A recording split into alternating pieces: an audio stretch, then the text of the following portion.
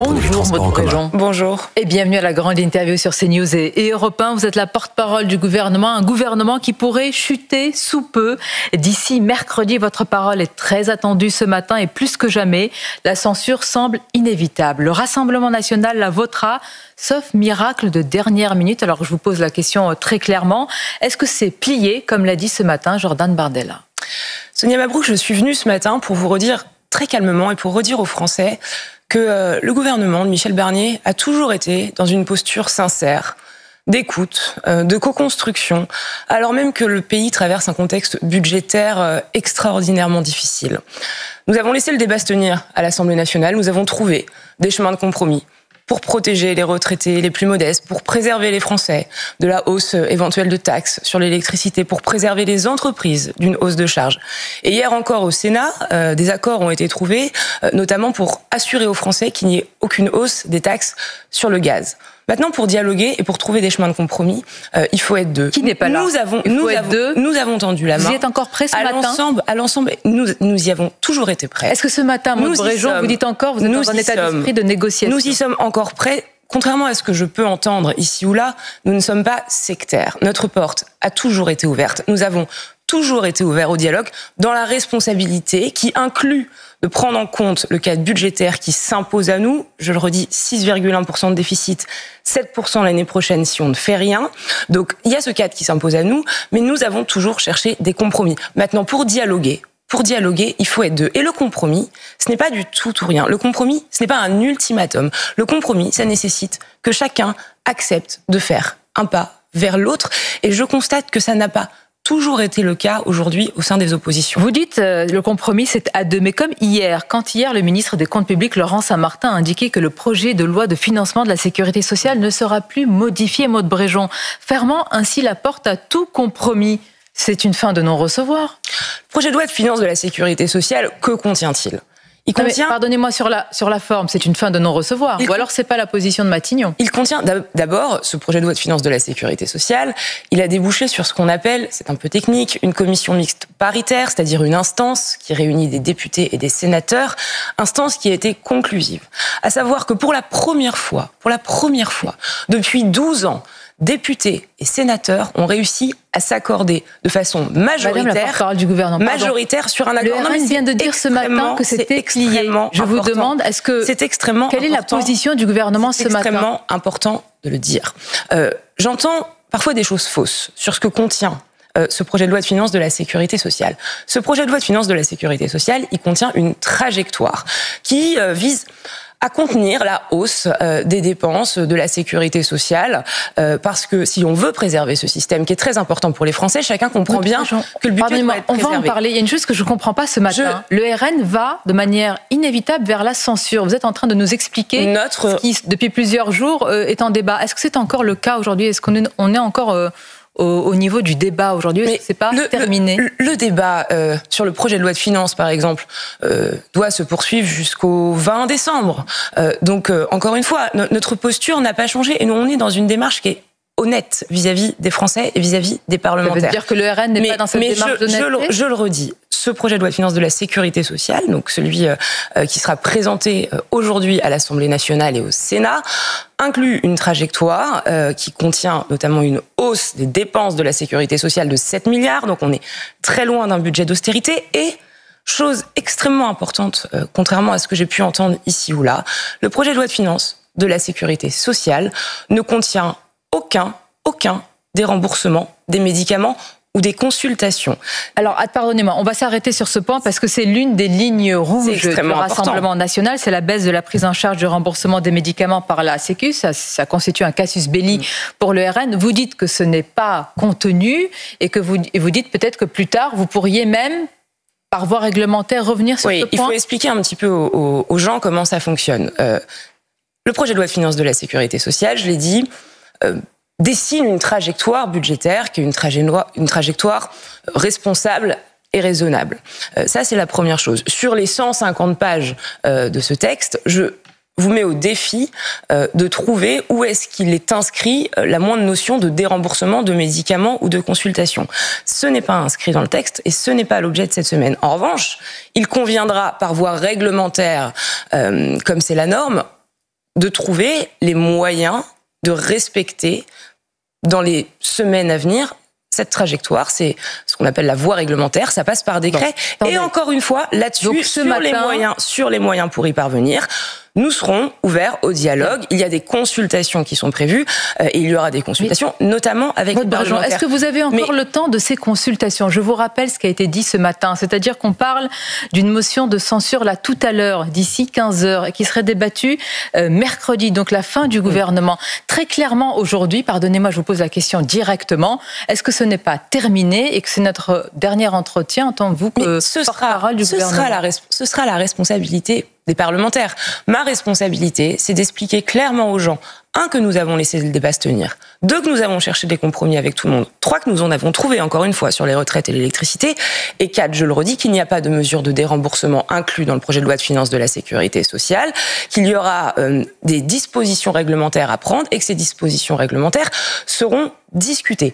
Une fois que je vous ai dit ça... Donc les concessions, ce sont ces dispositions par voie réglementaire. Sonia Mabrouk, comme dit souvent mon père, à l'impossible, nul n'est tenu.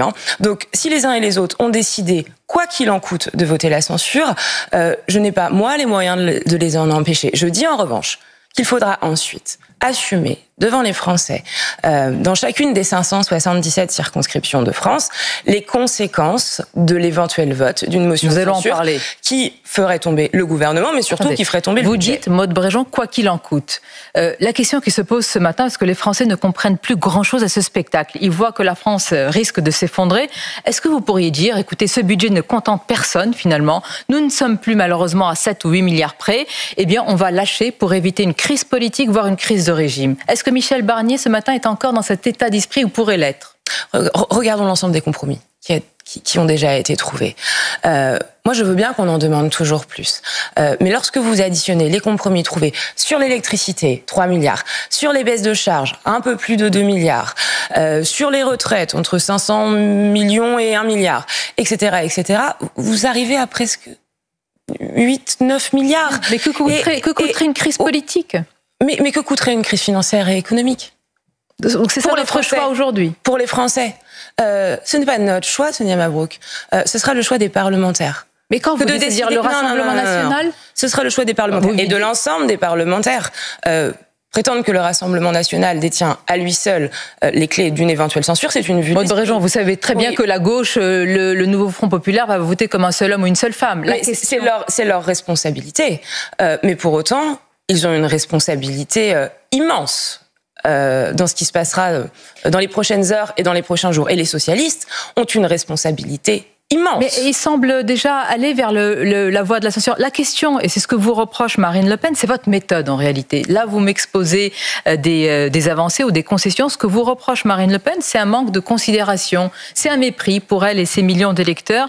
Est-ce que vous avez cru qu'à cause de la stratégie de respectabilité, elle n'irait pas vers la motion de censure, ce qu'elle semble acter ce matin? Je crois qu'on a respecté depuis le premier jour tous les Français, tous les électeurs, toutes les électrices, quelles que soient leurs convictions politiques.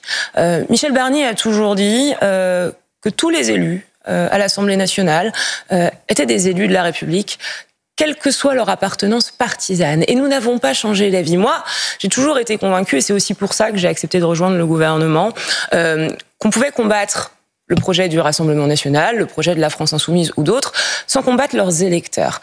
Donc en cherchant ces compromis que nous avons trouvés pour protéger les retraités les plus modestes ou pour s'assurer qu'il n'y ait pas de hausse de taxes sur l'électricité, nous avons respecté l'ensemble des Français.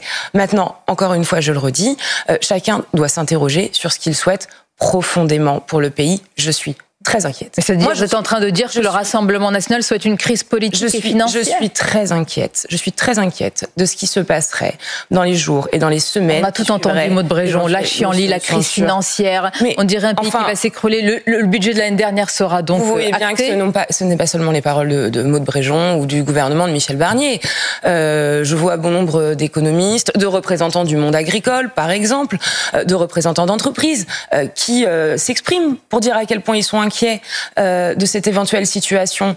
Je veux bien qu'on dise on va reprendre le budget de l'année passée et puis au fond circuler, il n'y a rien à voir, tout ça se passera très bien. C'est renoncer au moindre euro d'économie l'année prochaine. Mais quel choix reste-t-il? C'est donc aller Madame la porte-parole du gouvernement, vers une trajectoire qui constituera pour le pays un décrochage économique et un affaiblissement dont nous mettrons des années. Mais qui doit ce matin faire le premier pas ou le dernier pas, puisque c'est acté du côté du Rassemblement national pour l'intérêt supérieur du pays, pour qu'on ne se retrouve pas dans une situation comme vous décrivez? Qui doit faire ce pas? Nous avons fait, me semble-t-il, un certain nombre de pas et un certain nombre de compromis extrêmement importants qui, encore une fois, ont coûté à ce qui était initialement ce budget. Maintenant, je m'interroge sur ce que souhaitent vraiment les uns et les autres.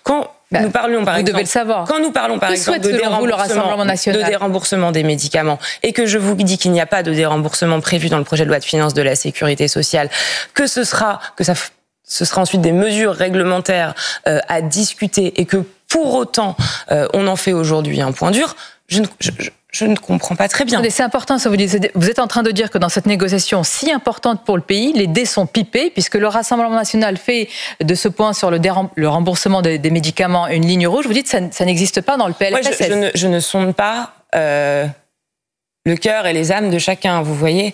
Je redis juste que l'intérêt supérieur du pays, c'est que ce pays ait un budget et que ce pays ne sombre pas dans l'incertitude financière et économique. Dans l'incertitude financière et économique. Moi, je ne distribue pas les points et les cartes. Certains remontent à l'erreur originelle, à la décision de dissoudre du président de la République. Qui fait que nous sommes aujourd'hui, vous et moi, en train de discuter quand même, Maud Bréjon, d'une crise politique, financière et probablement d'une crise de régime? C'est un peu facile de renvoyer encore et toujours la balle au président de la République. Le président de la République, quoi qu'on pense de lui, j'entends que certains Français peuvent avoir des doutes et que d'autres le soutiennent, mais le président de la République a redonné la parole aux Français. Les Français ont voté, les Français ont fait le choix. Avec une participation d'ailleurs immense de l'Assemblée nationale telle qu'elle est aujourd'hui. J'entends que certains disent que cette Assemblée nationale ne leur convient pas. Y compris dans votre majorité, certains n'hésitent pas à fixer des lignes rouges à Michel Barnier. Cette Assemblée nationale reflète ce qui est aujourd'hui l'état de l'opinion. Et il faut la respecter, que ça nous plaise ou non. Moi, je ne serai jamais de ceux qui considèrent que les Français ont mal voté. Voilà. La question n'est pas là. Qu'est-ce qui va se passer là si le gouvernement chute ? Si le gouvernement chute... D'un point de vue institutionnel pour le président de la République. Le président de la République aura l'occasion de prendre les décisions qui lui incombent, et c'est pas à moi de m'exprimer à sa place. Dans l'impossibilité de nommer un nouveau gouvernement, vous avez entendu des voix, y compris quelqu'un comme Jean-François Copé, qui parle de la démission du président. Mais celles et ceux qui aujourd'hui agitent le spectre de la démission du président de la République jouent contre nos institutions et jouent contre le pays. Je dis attention aux ingénieurs du chaos qui tirent un fil qui, selon moi, est extrêmement dangereux. Il appartient aujourd'hui aux députés et aux parlementaires de prendre leurs responsabilités pour que ce pays ne sombre pas dans un affaiblissement dont on mettrait, je le redis, des mois et des années à nous relever. Vous êtes en train d'appeler individuellement chaque député, en dehors de toute consigne de son parti, de prendre ses responsabilités. J'appelle évidemment les uns et les autres à prendre leurs responsabilités, et je le dis très calmement et très simplement. Chacun des députés aura à rendre des comptes dans sa circonscription, et c'est bien normal. Nous le faisons d'ailleurs, j'étais moi-même députée avant, nous le faisons. C'est quand même une parole qui engage, que vous dites rendre des comptes. Et on rend des comptes en permanence lorsqu'on est élu. Mais qui va devoir rendre des comptes ? Est-ce que vous-même et votre majorité très relative va devoir rendre des comptes, justement parce que nous sommes aussi arrivés à une telle situation ? Mais on est tous amenés à s'expliquer des choix que l'on fait devant les Français qui nous ont élus, et devant ceux qui nous ont pas élus aussi d'ailleurs. Il faut bien entendre une chose. D'une part, on se privera du moindre euro d'économie supplémentaire, ce qui signifie que le déficit sera sûrement encore plus important l'année prochaine qu'il l'était cette année. Les taux, ce qui fait augmenteront, la charge de la dette augmenteront. C'est moins d'investissement pour, par exemple, les services publics. Et puis ensuite, il y a un sujet de confiance. Il y a un sujet de confiance, de crédibilité et d'image de la France. Quel investisseur Quel investisseur viendra en France implanter une entreprise ou une usine dans un contexte de si grande incertitude? Aucun. C'est pour ça que je pose de nouveau la question, pour l'intérêt supérieur du pays. Est-ce que ce matin, malgré, vous avez dit que vous avez fait des concessions, est-ce que votre porte reste ouverte? Notre porte reste ouverte, je le redis. Pour un miracle de dernière minute. Nous ne sommes pas sectaires, nous restons ouverts au dialogue. Notre volonté de trouver des compromis reste absolument inchangée, mais pour dialoguer, il faut être deux, et ça nécessite que chacun accepte, je le redis, de faire un pas vers l'autre. C'est ça la sincérité de notre démarche. Si le gouvernement chute, ce sera donc la responsabilité, et s'il y a une crise financière, politique et de régime, du RN pour vous? Si le gouvernement chute, ce sera la responsabilité des parlementaires qui auront pris la décision de voter une éventuelle motion de censure. Des parlementaires de la gauche et du RN. Et je le redis, les députés de gauche auront une responsabilité tout aussi importante, parce qu'une voix vaut une voix. Un député n'est pas supérieur à un autre député. Et aucune motion de censure ne peut être adoptée sans les voix, par exemple, des socialistes. Voilà. Et quand j'entends qu'un ancien chef d'État, François Hollande, prendrait le risque de faire courir à la France une crise économique, financière, une instabilité politique inouïe, je ne comprends pas. 18 millions de Français ont fait confiance à François Hollande en 2012. Qu'a-t-il à leur dire ce matin quand il prend ce type de décision? Merci Maude Bréjon. Est-ce que mercredi, vous serez encore porte-parole du gouvernement? En tout cas, je continuerai à venir sur vos plateaux. Vous ne le savez pas encore aujourd'hui. Ce qui m'intéresse, vous savez, moi j'ai fait de la politique, je venais pas de là. Je me suis engagée parce que je pensais qu'on pouvait encore sincèrement changer la vie des gens. Et j'espère qu'il y a encore beaucoup de responsables politiques qui, dans les jours et les semaines à venir, le seront vraiment. Merci à vous, c'était votre grande interview ce matin. Bonne journée.